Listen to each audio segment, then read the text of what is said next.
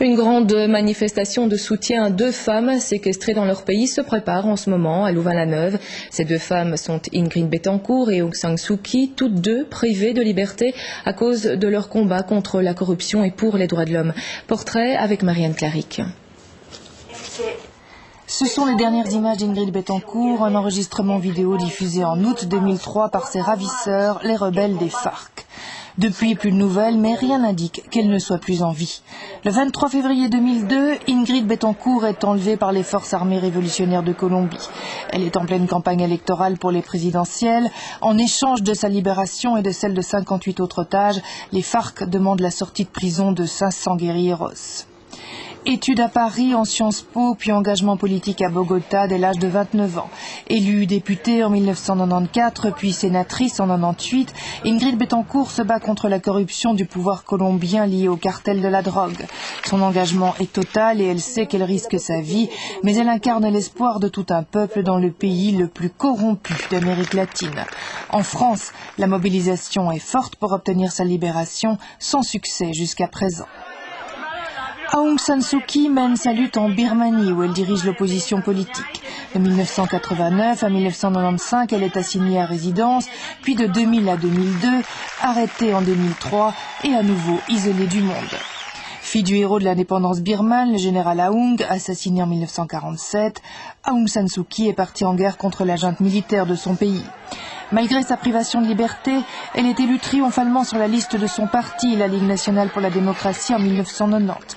Victoire non reconnue par le pouvoir birman, un an plus tard, elle reçoit le prix Nobel de la paix. Elle ne peut pas aller le chercher. Ces rares périodes de liberté, elle les consacre à sa lutte pour la démocratie. Elle a même engagé des discussions secrètes avec le pouvoir. Pour l'instant, elle est toujours assignée à résidence et partout dans le monde, elle a des supporters qui demandent qu'enfin elle soit libérée. Et je vous propose de prendre la direction de Louvain-la-Neuve où se tient donc une manifestation de solidarité. Anne-Catherine Crouffer est sur place. Alors Anne-Catherine, pour ce rassemblement, on le voit derrière vous, de nombreuses personnes portent des masques blancs, c'est symbolique ?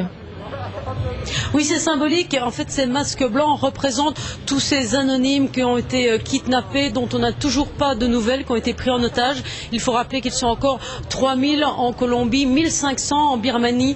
Et aujourd'hui, ces masques blancs montrent qu'eux aussi, on ne les oublie pas, même si on ne les connaît pas. Alors, nous avons à nos côtés la sœur d'Ingrid Betancourt, Astrid Betancourt.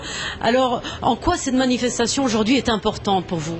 Écoutez, elle est absolument essentielle parce que c'est grâce à toute la mobilisation, à toutes ces manifestations de solidarité et de soutien qui ont eu lieu dans le monde depuis 4 ans que ma sœur Ingrid, que Clara et que tous les autres otages politiques qui sont avec elle sont encore vivants.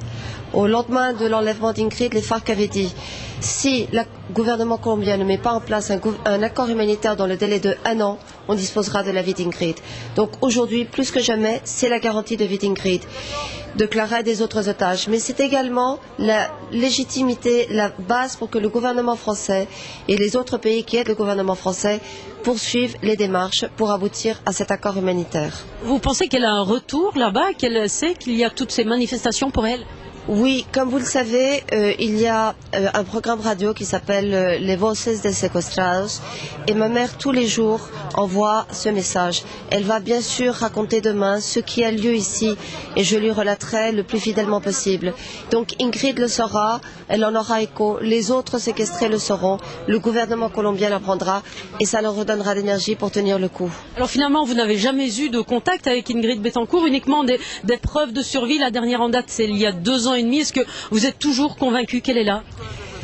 Ce que vous dites est important de le souligner. Nous n'avons jamais eu de contact direct, quel qu'il soit, avec Ingrid. Jamais un coup de fil, jamais un contact direct. Seulement ces 2 preuves de survie, la dernière en date de septembre 2003.